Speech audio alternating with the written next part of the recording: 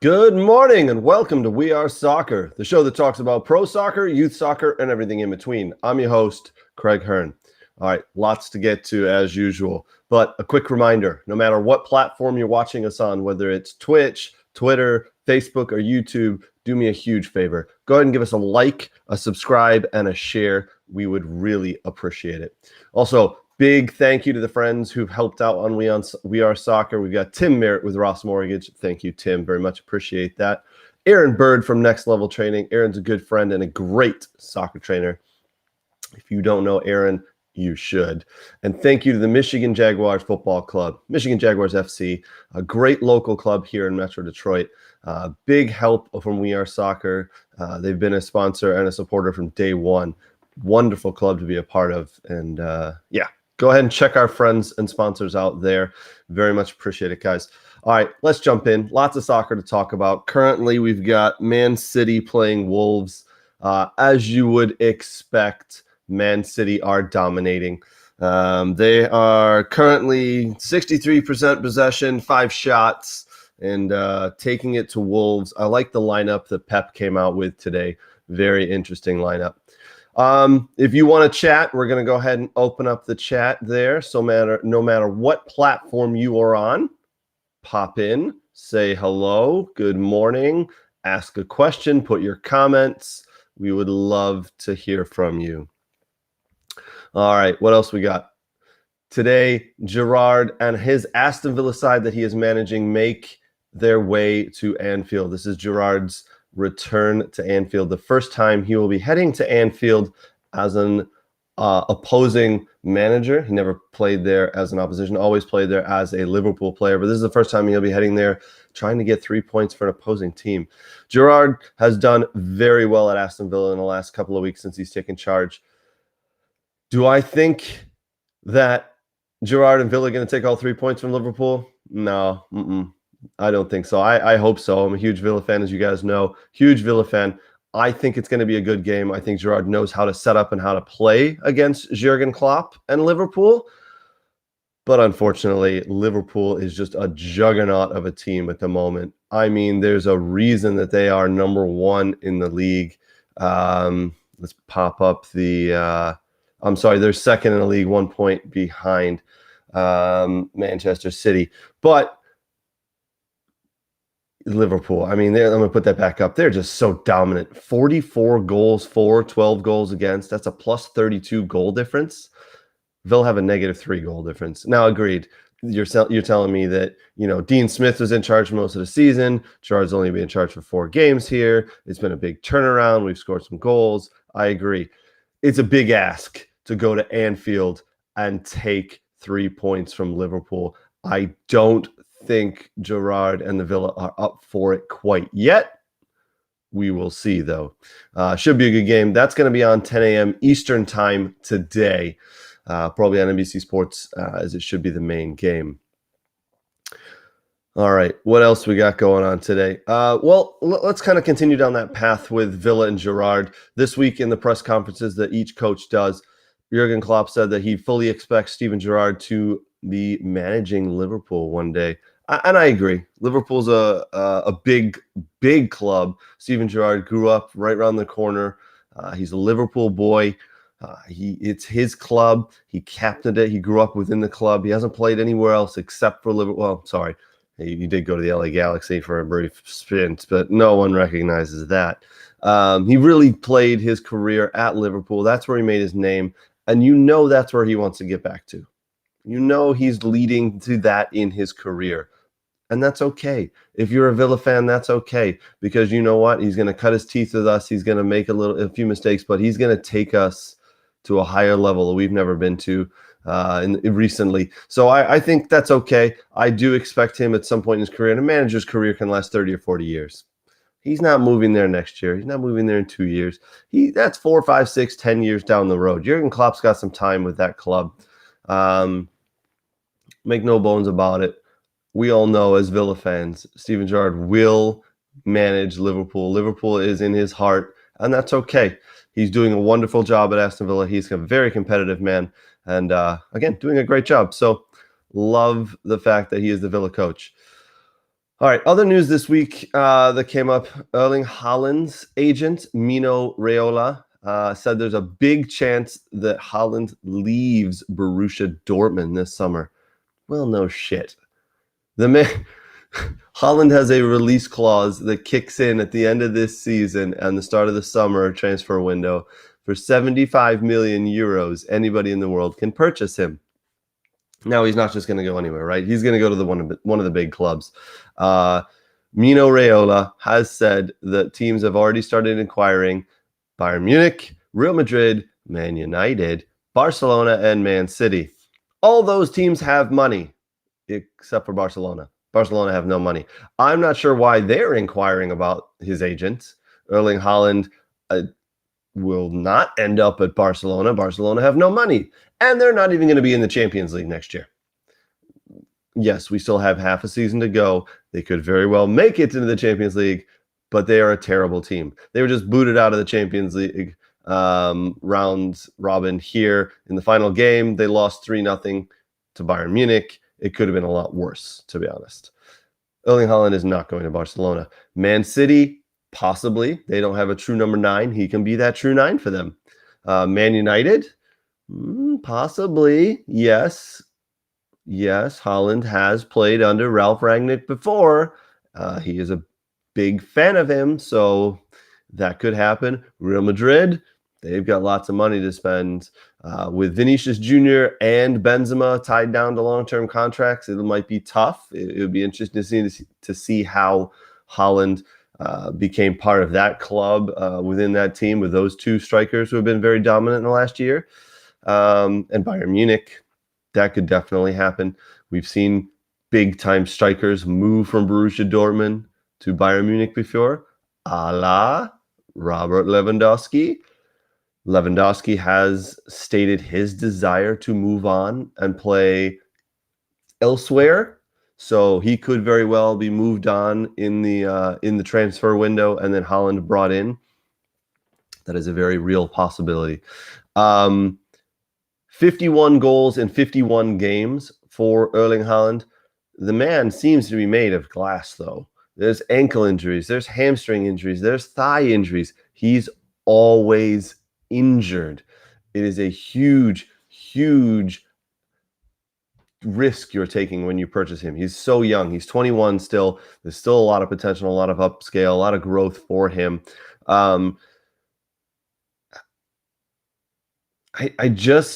You're not going to pay very much money on the transfer fee. 75 million pounds or euros, excuse me, is not a lot of money in a transfer clause for someone of Erling Haaland's stature.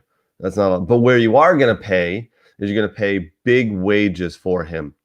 He is going to demand huge, huge wages. Plus, part of the contract that he plans on signing is his father's going to be given money. A lump sum of anywhere between 5 to 15 million euros is the rumor right now. And you're going to have to pay his agent a lump sum of 5 million euros a year. These are the rumors that are coming out. So one, 75 million euro clause, another 10 to his father, and another 5 to his agent. And then you got to pay his wages every week. So that's one of the reasons he didn't move this past summer. Clubs were not willing to pay all of those fees and plus the wages that he was demanding. So one of the reasons he didn't move this past summer. He will be on the move this upcoming summer. Trust me, now that we've coming out of the pandemic for a year, clubs have gotten their feet under them. They will figure it out. News came out the other day that Anthony Martial wants out at Man United during the January transfer window. He has started all 4 games this season. I'd be unhappy too. There's a lot of players ahead of him. Mason Greenwood's playing really well. Rashford's playing really well. You've obviously got Ronaldo. Cavani's been injured, but he'll play probably ahead of Martial. Martial just hasn't really set the world on fire. He did a nice job when he first got to Man United, but other than that, just hasn't really worked out for him. I do see him leaving. One, he wants to be on that plane to Qatar 2022 in December with France. And in order to do that, you got to be playing consistently. You can't be coming off the bench for your club team. So he's going to move to a team where he can play more consistently. You never know. Rangnick might say no and ask him to stay, and they might work something out. But I just feel it's probably better for Anthony Martial's career if he does go ahead and move somewhere. Don't forget, you've also got Jesse Lingard at Man United. There's rumors of him always leaving. We'll see how that goes. Some interesting news from the MLS regarding the 30th team that'll join the league. Las Vegas is now the front runner as that 30th team. They will be it's not official yet, but Don Garber this week has come out and said that they are the front runner. They are expected to be the expansion team. The media rights, the diversity policy, and more were discussed at the State of the League meetings that happened this past week. A group that includes Wes Edens, which is Aston Villa's co-owner, and Nassef Sawiris, the other co-owner, filed a trademark application this summer for the name Las Vegas Villains, seemingly a prospective moniker for the potential MLS team in the city. So obviously, I'm very happy about that. Don Garber was quoted as saying, "We're making progress as been announced or has been leaked in Las Vegas. We're excited about the market, as are all the other sports leagues here in North America. Wes Edens is a guy that I have a long-term standing relationship with, by the way. He had looked at other MLS clubs over the years. We'll continue those discussions and continue to try to get something done with our 30th team within the next 10 months. So we'll have answers within the next 10 months, essentially. It sounds like Don Garber wants Wes Edens and Nassef Sawiris, again, the co-owners of Aston Villa, who have already filed trademark rights within Las Vegas City for the name Las Vegas Villains. Sounds like Don Garber wants this to happen. It wouldn't be a bad thing, I can tell you that. 27 teams competed in MLS 2021. Expansion teams in Charlotte and St. Louis are scheduled to begin play in 2022 and 2023, respectively. Charlotte was granted the most recent expansion slot, with owner David Tepper paying between $300 and $325 million to buy into the league back in December of 2019. It's expensive to purchase the expansion rights to the MLS, franchise rights to the MLS, and get a team in there. It is very expensive. Lots of people are doing it because it's guaranteed money. There's no promotion, there's no relegation, so you're guaranteed that money. The MLS is growing super fast here in the US. So there's no shortage of people who want to purchase that franchise in Las Vegas. I've heard there's 3 other groups who are in the running as well. But Don Garber this week specifically called out Wes Edens and Nassef Sawiris, the co-owners of Aston Villa, as the front runners. I fully expect they will get the job done, and they will have a team kicking off in 2023 in Las Vegas. If anybody is asking, no, I have not told my wife that we are moving to Las Vegas yet, because I want to be a season ticket holder to the Las Vegas Villains. It's going to happen. It's going to happen. Speaking of MLS, the MLS Cup final is today. That is on at 3 p.m. Eastern Time. Portland Timbers versus the NYCFC in Portland. If you didn't catch it, this past week I did a MLS roundup with our MLS expert Brooks Lambier. We talked about how Portland got to this game and how NYCFC got to this game, and how important it is. Both of these teams did not finish first in their Western Conference division, in their conference divisions. The Western Conference, Portland Timbers coming out of there, and the NYCFC, was owned by Citigroup, coming out of the Eastern Conference. This will be a really good game. It's, like I said, 3 p.m. today on ABC, 3 p.m. Eastern Time on ABC. Timbers are the favorites, but watch out as NYCFC have some pace and can certainly win this game. Most of the pundits are picking, most of them are picking the Timbers to win. It's at home in front of the Timbers Army, so certainly a big advantage for the Timbers there. Over 25,000 in the stadium. They upgraded their stadium 2-3 years ago from 18,000 to 25,000. They sell out. Got a couple of buddies who are season ticket holders and go down to those games. It is a nutty experience from what I understand. I hope to make it out to Portland to watch that game, to watch a game there in the next couple of years. Should be very fun. NYCFC already have beaten the two best MLS teams this season. They beat the Supporters Shield winners, the New England Revolution, and then they just went up to the Philadelphia Union and beat them. So watch out for NYCFC. In the last game, NYCFC played the Philadelphia Union, who were a depleted team. 8 of their starters out with COVID, 11 players total out. So kind of a shame that game had to be played, but due to scheduling, due to TV, and due to everything else, that game had to be played. So unfortunate, but the game played. NYCFC won 2-1. They're on to the final against Portland, played today. We'll have a lot more on that game later on and coming this week. Good morning, Stephen. Thanks for joining. Yeah, tough year for your Foxes there. You're right. Unfortunately, Leicester City have not had quite the year that you were hoping to pop the.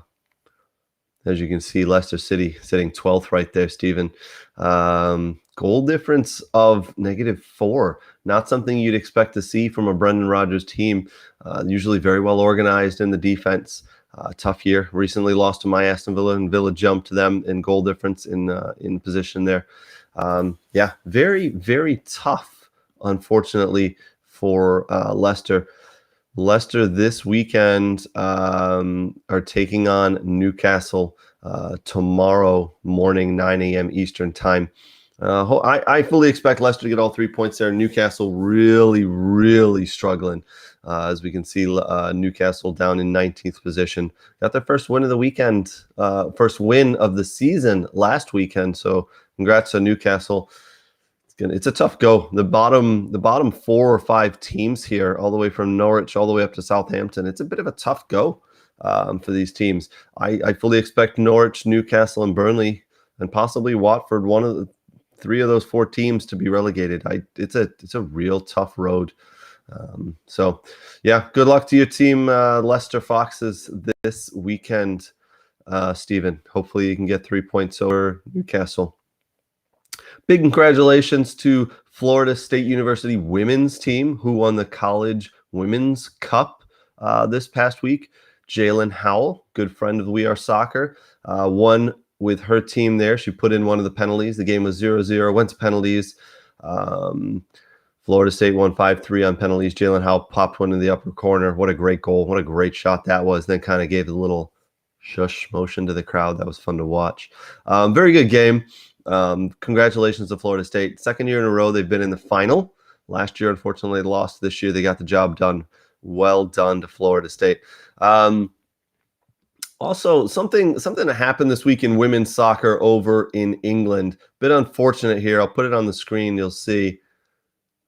What's going on here is a Champions League game between Juventus, I believe that's Juventus, and Chelsea. Sam Kerr, the Australian,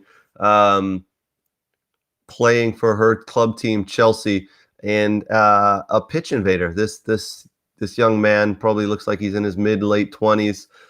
Came onto the field and started running around with his phone and taking selfies and having a live video going. And he was just jogging across the field and started to look the opposite direction. And Sam Kerr here decided to shoulder barge him, knocked him to the ground, knocked his phone out of his hand. Security were very slow to get on the field. This was very concerning to see how slow it took security guards to get on to the field and get this gentleman removed. Absolutely disgusting that they took so long. I get it. It's women's soccer. There's not a lot of fans there compared to the men's game, but you got to have the right amount of security to stop this from happening. I got to verify this. I haven't had a chance to look it up, but someone told me that Sam Kerr knocked this fella to the ground. Security came, kind of surrounded him, took a little bit, but they got him off the field. He was arrested. And then the referee handed Sam Kerr a yellow card. If this is true, I don't know what to say, but that's disgusting. Come on, referee. You got to look the other way on this. I get it that she could have potentially injured someone on your field, but this guy who entered the field could have had anything in his pocket, a gun, a knife, whatever it may be. Were you gonna issue him a yellow card if he knifed someone? I mean, come on, referee. Referee, what are you doing? I got to look that up. It might not be true. If anybody knows, go ahead and pop it in the chat. Interesting though. I want to say that I get it. It's women's soccer. The crowds are smaller than men's, but the amount of security needs to be the same for the people on the players on the pitch. We can't have this. We cannot have pitch invaders like this. That guy was on the field for a solid 30 to 45 seconds, just jogging around with his phone. We can't have this. You know what? Sam Kerr should have slammed her shoulder into him, put him on the ground, and stamped on his leg. Teach him a lesson. Hope this bum ends up in jail for a couple of days and pays a hefty fine for putting the safety of these players at risk. Disgusting. Disgusting. All right, enough of that. Ralph Rangnick has come up with his shopping list for the January window and the summer window. 2 players at the top of his list. One we already talked about from Borussia Dortmund, Erling Haaland. Haaland, we know, will be moving, as we already talked about. He'll be moving this summer. Ralph Rangnick wants him at Man United. Another player that he has on his list, rumored to have on his list, I should say, Calvin Phillips from Leeds. Calvin Phillips is going to be highly sought after. He had a brilliant Euro 2020 last year with England. Really showed that he is a top player and can play at the top level. He's done a fantastic job with Leeds the last couple of years, having another great year with him. Unfortunately, he's injured. Leeds make their way down to Chelsea. Big rivalry there. That started in the 60s, that rivalry. Calvin Phillips is injured. He is out. He will not be playing. That is a big miss for them. Any team in the league, any team in the world would want Calvin Phillips. He's a great player. So it's going to be interesting to see the money that Rangnick is given to spend at Man United. Will he stay on as the manager? Will he just move up to the sporting director role after he's done in the 6-month stint here as the interim manager? I fully expect that to happen. He has said that he could stay in the role as manager for longer. I do not see that happening. I do see him moving up into a sporting director role and then him being in charge of hiring a manager. And then Ralph Rangnick, not the manager he brings in, will be the one spending the money on players. A name that's been banded around recently for that job of manager of Man United once Ralph Rangnick moves up to sporting director role is Roberto Mancini. That would be very interesting because if you remember, Mancini was on the blue side of Manchester. He coached, managed Man City for a long time. So it'll be interesting to see if that actually happens. But on the shopping list, there's a couple of other players as well. We won't speculate too much, but the main 2 players that were on the list, Haaland and Calvin Phillips. Yeah, we'll see. We'll see. I did put a poll up on the Facebook group this past week, and most people said that, yeah, they wanted Calvin. They'd actually prefer not to have Erling Haaland. So very interesting there. And who wouldn't want Phillips on their team? He's a great player. Longtime friend of the show, Patty Miller, who is a big Leeds supporter, has come out and said he doesn't believe that Phillips is going to leave to go anywhere. He believes Phillips will stay at Leeds. The only thing I'll tell you, Patty, is unfortunately this past summer, I used that same excuse for Jack Grealish. And Jack Grealish quickly jumped ship, didn't he? The lure of Champions League soccer, Champions League football, is what is drawing these players away from our clubs. Jack Grealish was a Villa kid through and through, grew up within the club. His dad was a longtime season ticket supporter and fan. All of his family were big supporters of Aston Villa. We offered him more money. But the lure of Champions League football is what draws these guys away. And ultimately, Jack Grealish at the end said, I want to go play at the best. I want to win medals. I want to win a premiership. I want to win in the Champions League. I want to play there. I want to see what I can do. I want to test myself against the best players in the world. And he did, and he left. That I fully expect that to happen to Calvin Phillips. It does not look like Leeds are going to get into the Champions League. I don't think they'll even get into the Europa League. They're having a bit of a down year, unfortunately, some injuries. Bamford's been injured. Calvin Phillips has been injured, so they've struggled.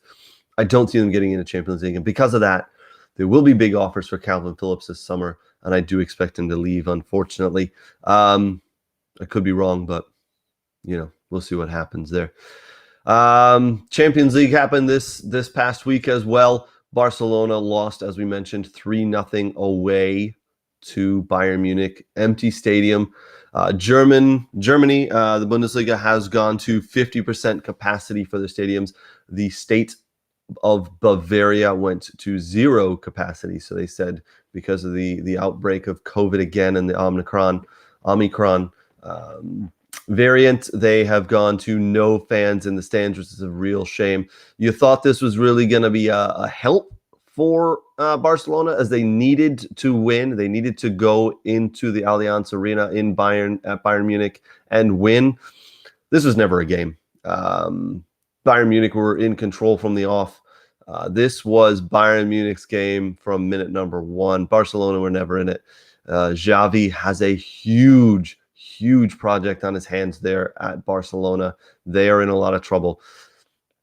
When he took over a couple of weeks back, I think they were 6 points behind the front runners of La Liga. Now they find themselves, I believe, 11 points behind, or even further, 13 points, I believe. He has got a huge project in his hands. He's got some injury issues. He's got to shift some dead weight there. Obviously, we know the financial issues that are happening at Barcelona. 1.2 million pounds in debt. They couldn't afford to pay Messi, and he was going to take half of his salary. They've had to shift players. They had to shift Antonio Griezmann. Once they signed Memphis Depay, they actually asked him to take a pay reduction.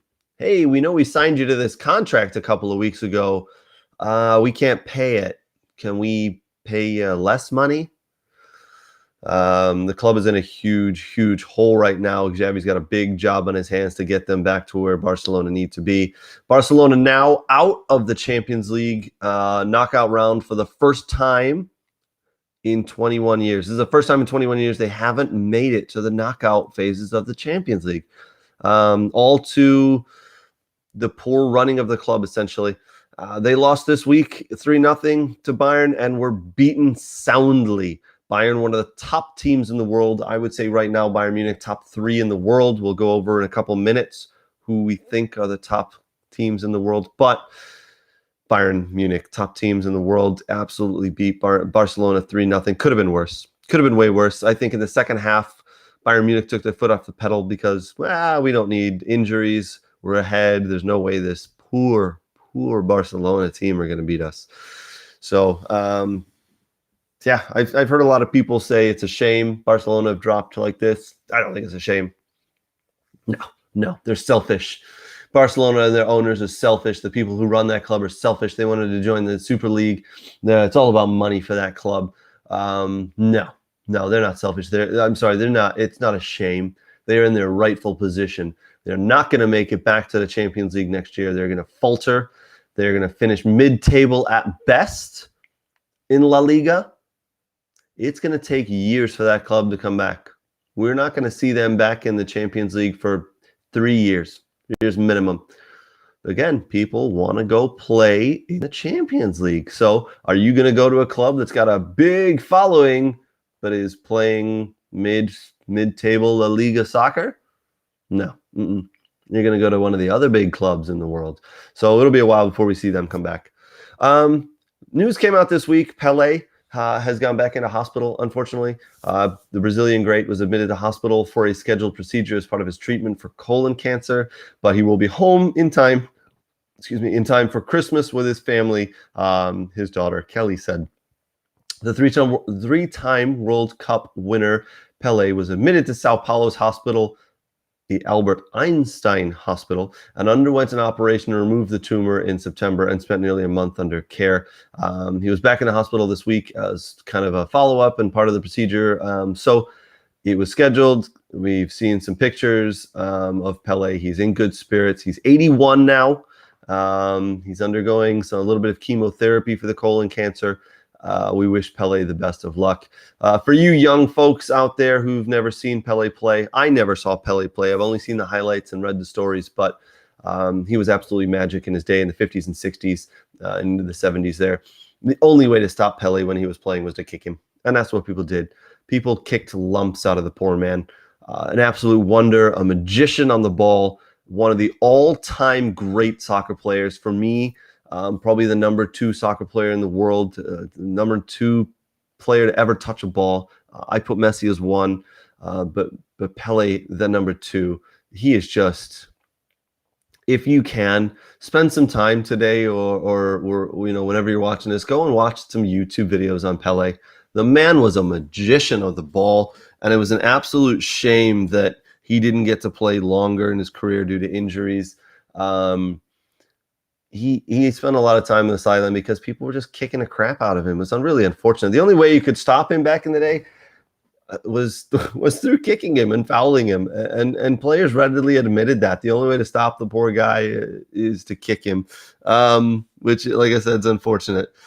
It looks like it's halftime at Man City and Wolves 0-0. Again, 67% of the possession to Man City. 7 shots, 2 on goal. Wolves, 1 lone shot.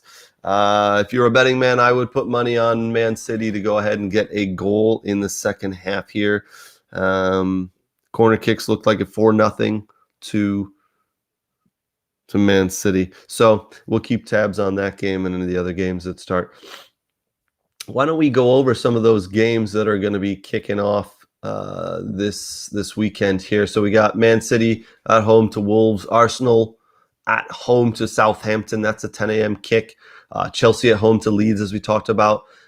Chelsea, not quite in rare Chelsea form as of late. A little bit of a dip in form. Leeds injuries plaguing them. This could be a Chelsea 1-0 win, in my opinion, maybe 2-1. I fully expect Chelsea to win this game, though. We'll see if Pulisic plays. He gets more minutes. He's been coming off the bench as of late. Now that he's healthy, it'd be nice to see him start here. It'd be nice to see him get more minutes. We'll see what happens there. And then the big one for the day, Liverpool at home to Villa. Villa on 3 out of 4 wins in the last 3 wins out of the last 4 games, playing very well under Steven Gerrard. As we said earlier, Gerrard makes his return to Anfield, the first time he'll be in the opposition's dugout there. We'll see what happens. I think at best right now, Villa can come away with a draw. We will see. Liverpool, I've been watching a lot of their games, and it's so fun to watch them play. Jurgen Klopp's got them playing. It just top marks to them. If you can slow down Salah and stop him, you got a chance. But then right behind him is Mane and Jota, who both been playing well, and Firmino, who's making his way back from injury, could feature as well today. So juggernaut, man. Liverpool just a juggernaut of a team there. And then the other game, the late game for today, 12:30 Eastern Time kickoff, is Norwich City at home to Man United. Norwich City playing okay, as Dean Smith is playing now. So we'll see if Man United can get the job done there. Tomorrow's kick is Burnley versus West Ham, Leicester City versus Newcastle, Crystal Palace versus Everton. The Brighton Tottenham game has been postponed due to Tottenham having a lot of their players in quarantine. So we'll see how that goes.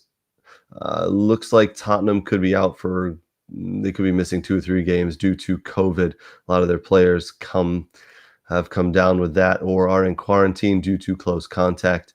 There's a quick turnaround on games this week in the Premiership. As we said, most teams are playing today and Sunday, and then Tuesday and Wednesday, they all jump back in as well and start playing. Brentford take on Man United, Norwich City at home to Villa, Man City at home to Leeds. So a lot of these teams play today, and then all of a sudden they're playing Tuesday the 14th. Really quick turnaround, 3 days rest, and they're playing again. And then on Wednesday, we've got Brighton at home to Wolves, Burnley at home to Watford, Crystal Palace at home to Southampton, Arsenal at home to West Ham. You guys been paying attention to the Bundesliga? I know Nate has. Nate and I do the Bundesliga chat time every week. We did a great one this week, so jump in and watch that if you can. Games on tap today and this weekend for the Bundesliga. Bayern Munich at home today, a 9:30 kick Eastern time at home to Mainz. Fully expect them to get all 3 points there. Hertha Berlin home to Bielefeld. Leipzig at home to Borussia Dortmund. RB Leipzig, now that they are without Jesse Marsch. They have their new manager in charge. They're at home to Mönchengladbach. I expect them to turn around, as Nate explained to me this past week in our Bundesliga chat time video. They've spent a lot of money, so that there's no surprise that Jesse Marsch was let go after a ill run in form. We'll see what they can do there. Freiburg at home to Hoffenheim. Bochum at home to Borussia Dortmund. Haaland is now healthy. Gio Reyna's healthy. He could feature. And Bellingham is featured as well. So we will see if they can get all 3 points away to Bochum. Wolfsburg at home to Stuttgart.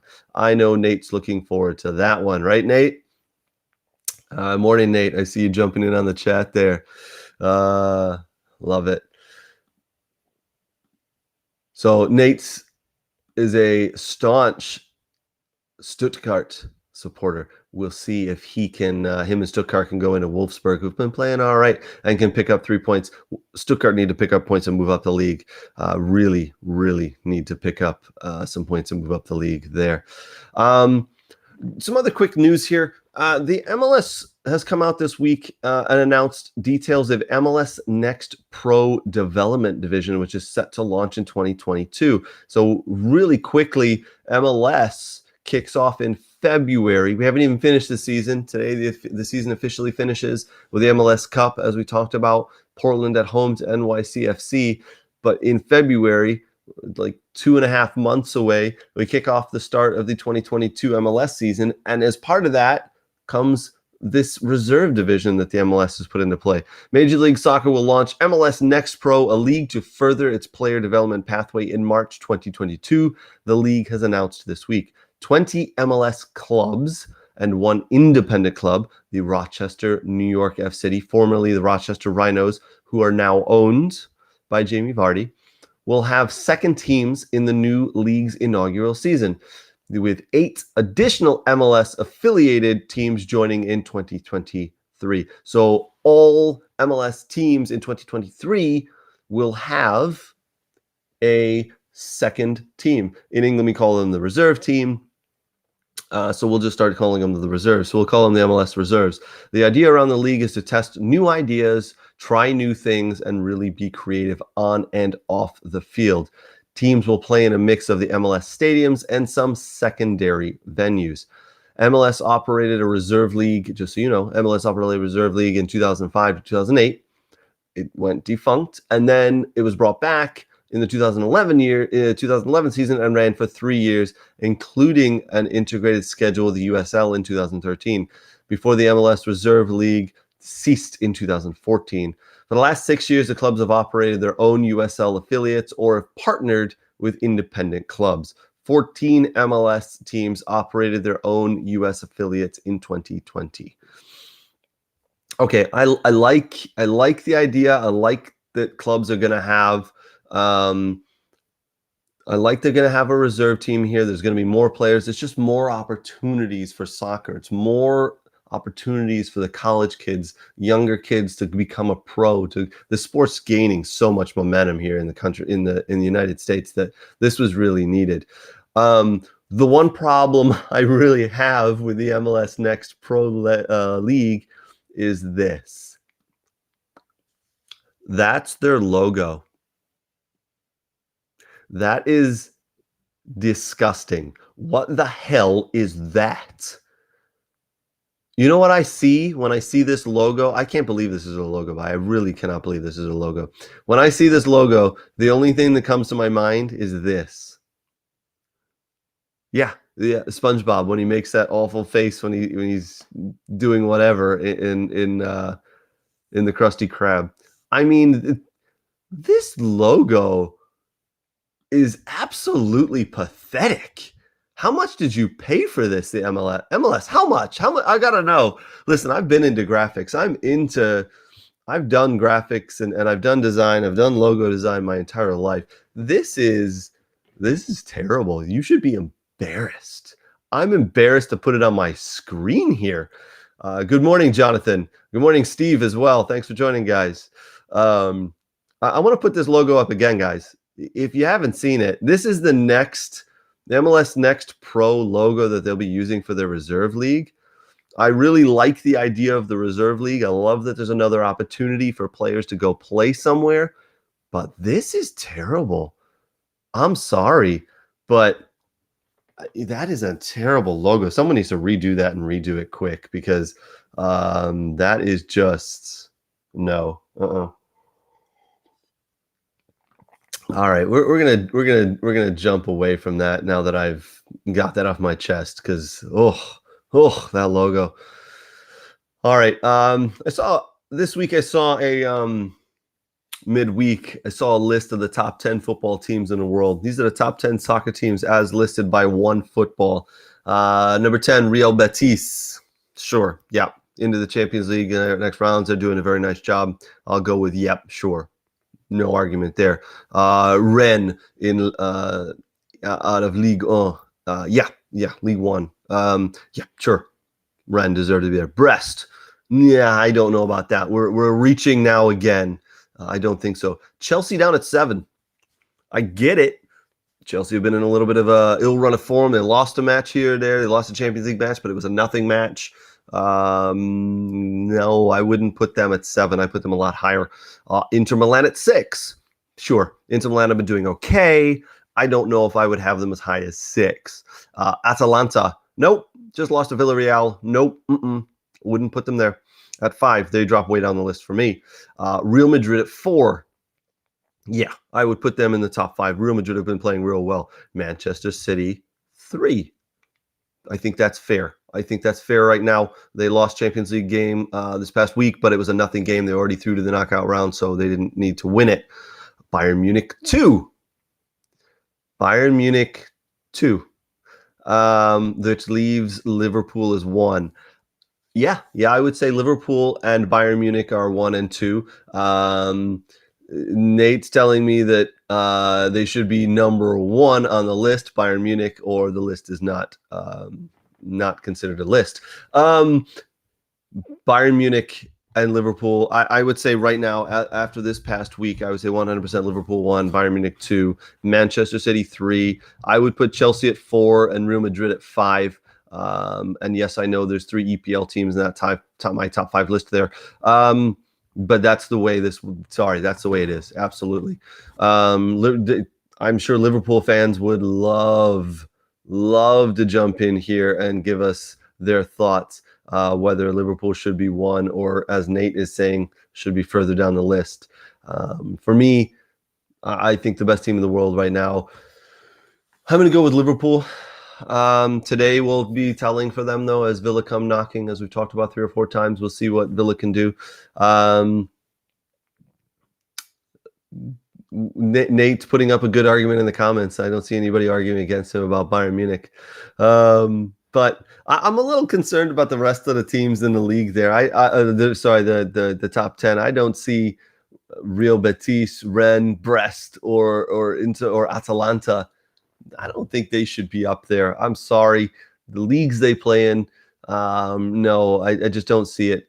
PSG, anybody mention them? Obviously, Juventus have had a very poor year, so they've dropped down. AC Milan have been doing all right, but they've dropped a little bit as well.